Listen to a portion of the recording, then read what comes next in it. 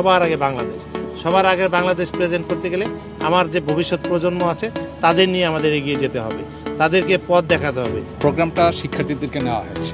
আমরা দেখেছি জেএনজি রাজনীতিবিদ, সুতরাং রাজনীতির বাইরে রাষ্ট্র পরিচালনার কোনো সুযোগ নেই। তো শিক্ষার্থীদের মধ্যে কোয়ালিটি চেঞ্জ আনাটাই হচ্ছে মুখ্য উদ্দেশ্য। তরুণ যে শিক্ষার্থী আছে যারা এখনও একাদশ দ্বাদশ পর্যায়ে আছে তাদেরকে নিয়ে একটা আয়োজন করেছে যে ভবিষ্যতে আমাদের এই তরুণদের কিভাবে উচ্চশিক্ষা অর্জনের ক্ষেত্রে দিক নির্দেশনা দেওয়া যায় এবং এমনভাবে উচ্চশিক্ষা দিক নির্দেশনা দেওয়া উচিত যাতে করে তাদের এমপ্লয়েবিলিটি নিয়ে কোনো সংকট না হয়।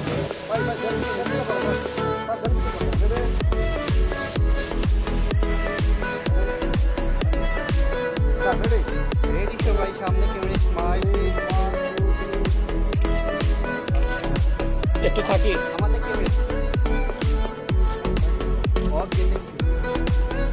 আমি এই প্রোগ্রামে এসে অনেক কিছু শিখেছি এবং আমার এই প্রোগ্রামে এসে খুব ভালো লাগছে।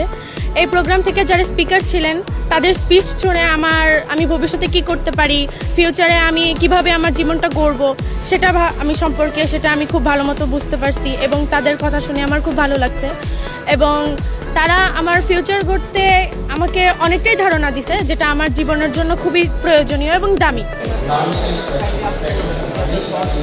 ইউনিভার্সিটি অফ টেক্সটাইলস ছিল না, তখন ছিল college of textile technology Dhaka ইউনিভার্সিটির আন্ডারে। এটা বিএমডব্লিউতে করে যাচ্ছে, সেই বিএমডব্লিউটা পাওয়ার পিছনে যে পরিশ্রম করছে আমি হওয়া যাবে না।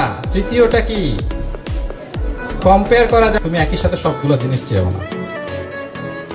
সবার আগে